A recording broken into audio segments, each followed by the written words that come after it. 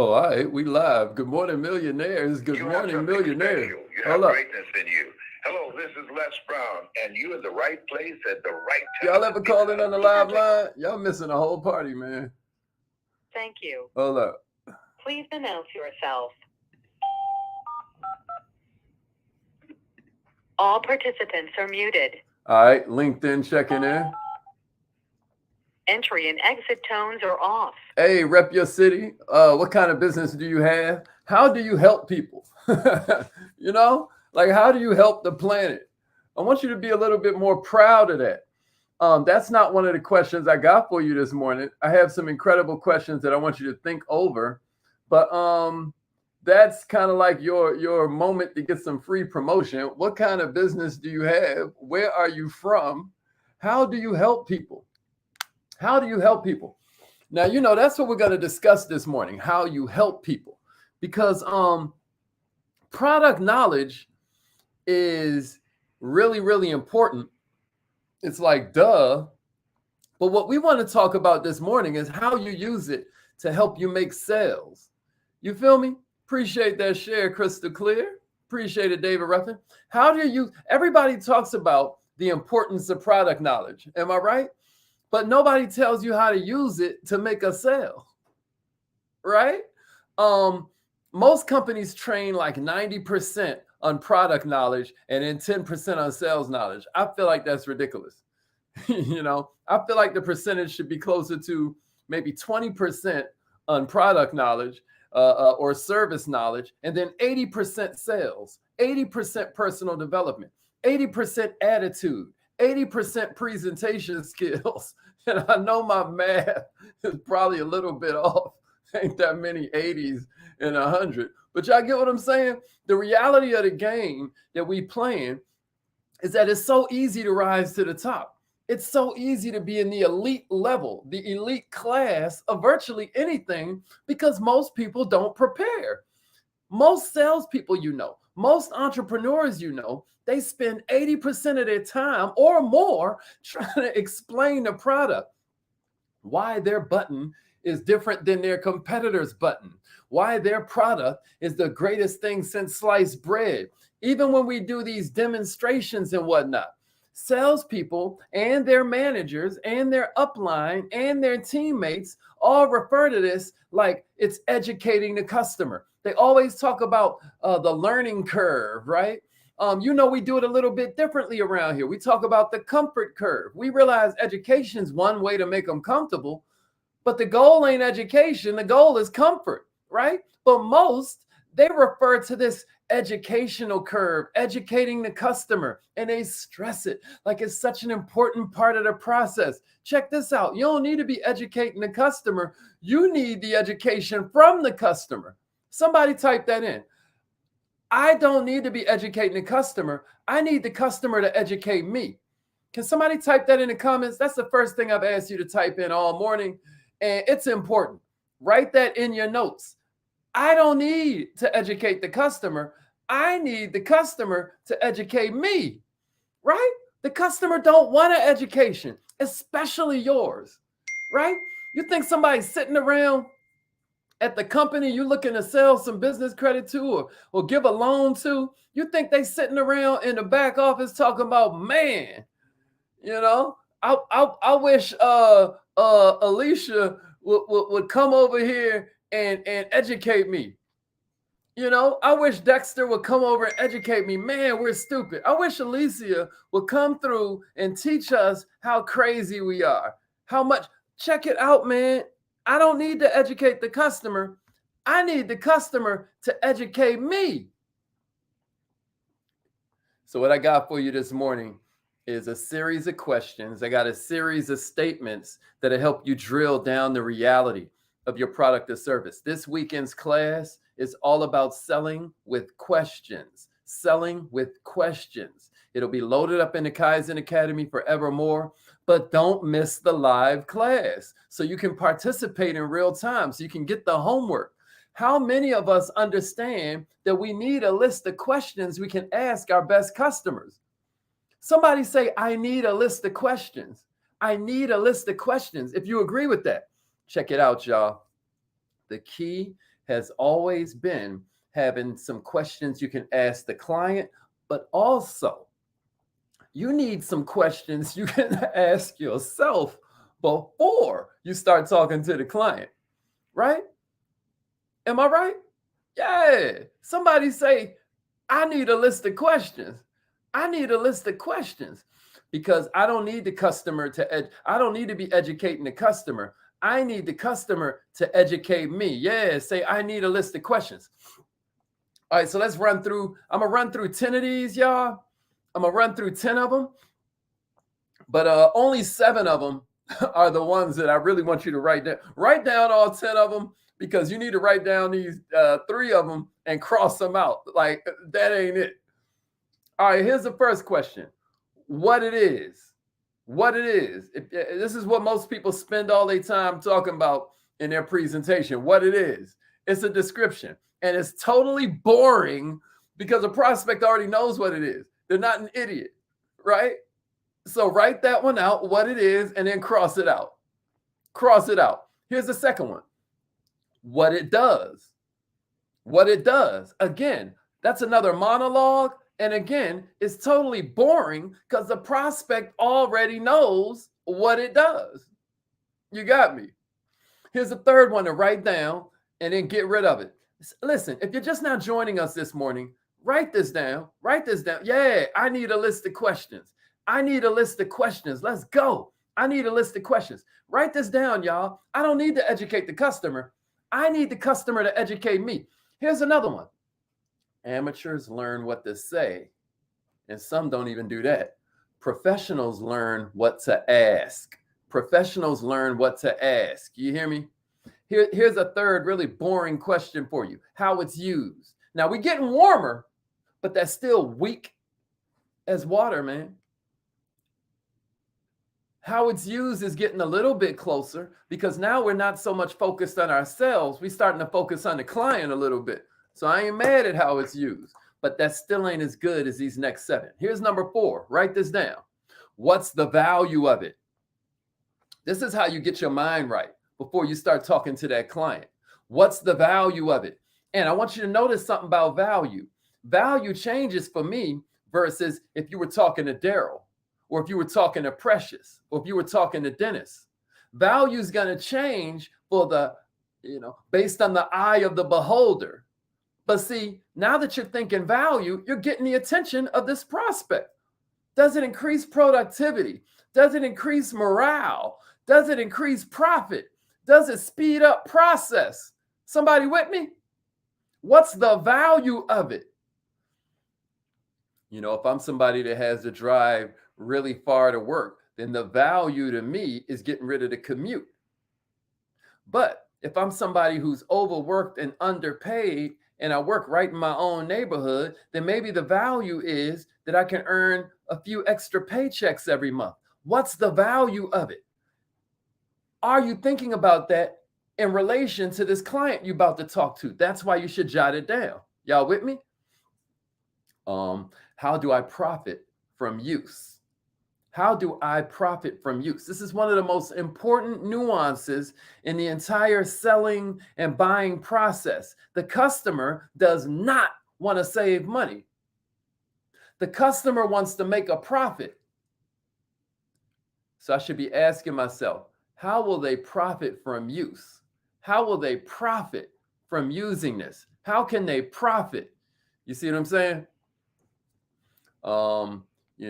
We have these marketing drop cards for our company that I was just editing last night.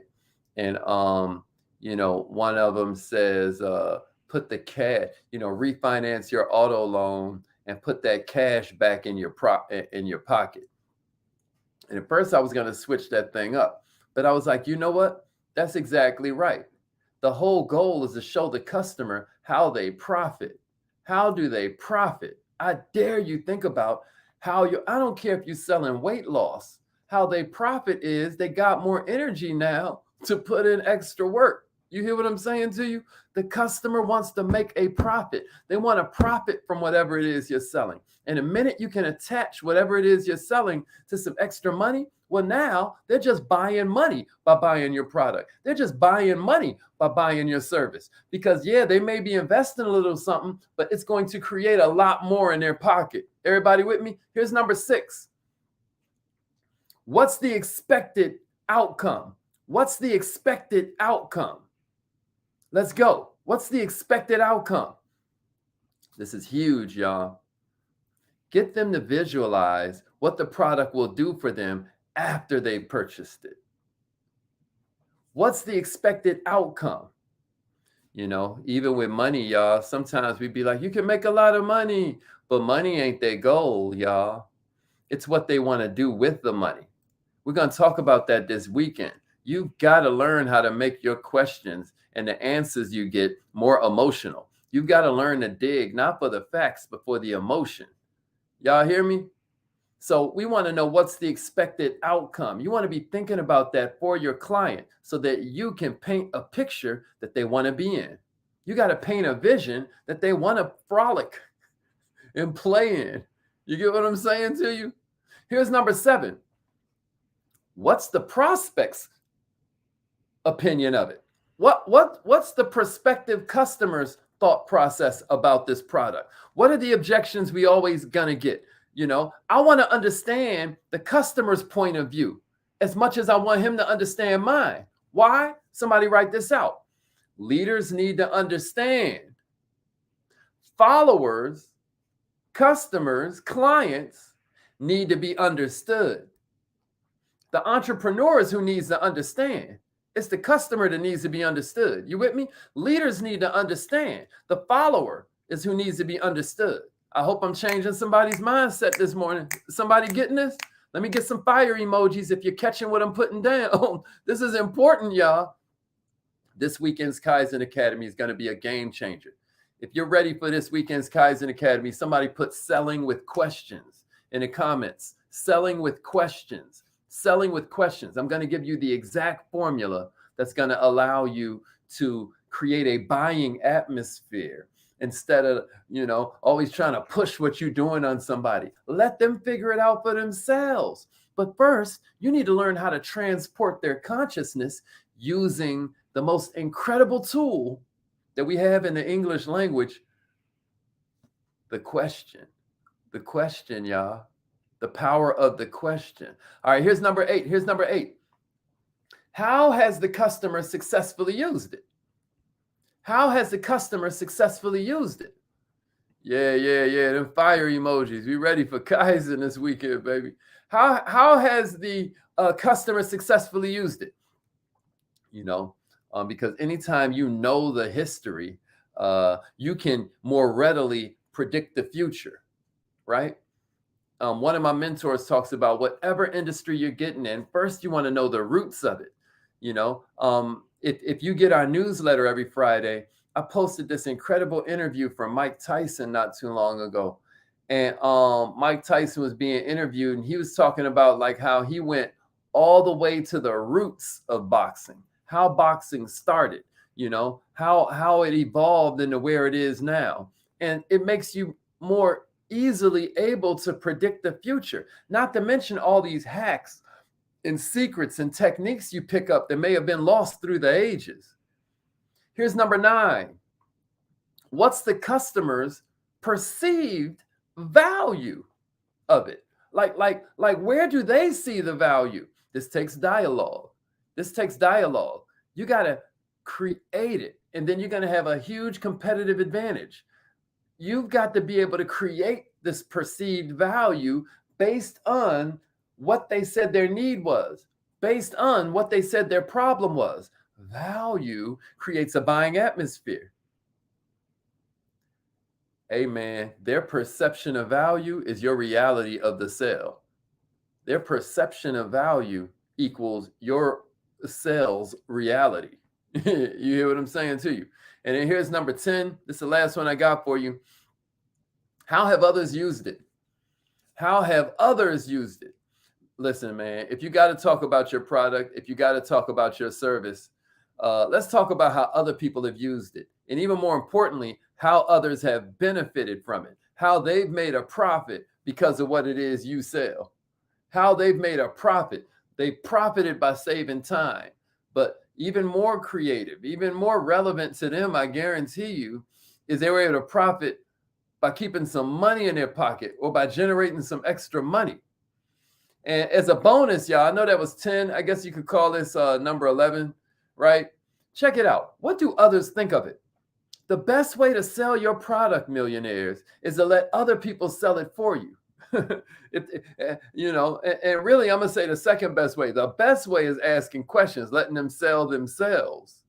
Somebody write that in the comments. Questions allow them to sell themselves. Questions allow them to sell themselves. That's important to write down. That's important to write down. The second best way to do that. And, you know, I'll give you a 5-question formula if you forgot it that will allow you to create perfect testimonies. But the second best way for you to do this is in video format. Have your customer create a testimony for you. It's the single most powerful tool in the world of sales. You hear me? This is probably the most powerful sales tool on the planet, a good testimony. Your customers can validate every single claim you make, right? Your customers can corroborate every single productivity technique that you're saying is in there, right? They can tell actual stories about how this product benefited them. They can tell stories about how they used your product or your service that you didn't even consider. Millionaires, they provide proof you can only brag about. Think about that. When you talk about it, it's bragging. When they talk about it, they're providing proof that you are who you say you are. Am I making sense? Questions allow them to sell themselves, even when you give them the questions that you want them to answer in the testimony. You with me? Listen, I very rarely do recaps, but going into this, because tomorrow's Free Coaching Friday, obviously, that's a whole different thing we do. So get ready for Free Coaching Friday tomorrow. But check it out, y'all. Write these down. Engagement, right? Engagement and rapport. That's the first step of this. If you can't engage, they're going to disengage. Think about that. Differentiation. Differentiation, y'all. They must know how you're different from everybody else out there that they have the ability to go get. 3, profit. Everybody wants more profit. 4, perceived value. The customer wants real value for their real money they're about to spend with you. Number 5, you know, service offering that's both reactive and proactive. You know, everybody needs service. The question is, how do you respond? Because what they know is their decisions usually go haywire. They're looking for somebody that got their back. How do you position yourself so they know, oh yeah, they're going to have my back? Ease of doing business. I want it now. Now is the new prerequisite for doing business. Going into the future, we want it quicker and quicker and quicker to the point that now we want it now. Amazon Prime is now too slow. Huh? We don't even wait for our microwave dinner to finish, right? We pushing it, right? The customer's true desire and need for your product or service. The more they need it, the more they know they need it, the better your chances for engagement. Am I making sense? The likability of the salesperson. The first sale that's made is always going to be you. The believability of the salesperson. Your compelling aura, your vibe, your presentation is going to create believability. And obviously, we want to have created it even before the presentation, because if you're millionaire minded, you know, rapport comes first, and then, you know, some kind of icebreaker that inserts into the casual conversation and makes it cash conversation, right? Commercial conversation. We start using commercial language, then we close them, then we get to the presentation. Y'all know that. Rapport, icebreaker, close, then presentation, right? We all know that. I can't wait till this weekend. Man, I hope y'all are ready for this weekend's Kaizen Academy. All right, check it out. Proof of product, proof of process, proof of productivity, proof of profitability, right? Without video testimonies, y'all, you're alone, right? Without a good set of questions, you're alone. But if you have them, you're going to have one thing the competition ain't going to have, and that's the sale. It ain't just your product knowledge. It's your insight. It's your understanding of how the customer is going to benefit from it and how the customer is going to win because they interacted with you. Everybody with me? And if you'd like some more incredible ideas, if you want some, listen, one idea can change your career. If you want some more incredible ideas, make sure you inbox me like I want to be there this weekend. Inbox me like I want to be there this weekend. Less than the cost of a dinner, man. Less than the cost of a good dinner. Not even a good dinner. Way less than the cost of a good dinner. It's less than the cost of a mediocre dinner. So just reach out, say Kaizen. Please like this if this was helpful. Was this helpful, y'all? If this was helpful, please like it.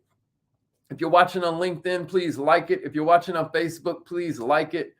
Share it, comment, all that good stuff. Maybe leave your most important insight in the comments to help somebody else out. I should have been running this all along, but you can join the newsletter. If you want to participate in Free Coaching Friday, look for the last newsletter, the one you got last Friday, and then respond to that with your favorite question, with your biggest question right now. And we will, we're going to get to that thing. All right. All right. Love y'all. It's affirmation time. Let's get it. Repeat after me. Say it like you mean it. I am so happy.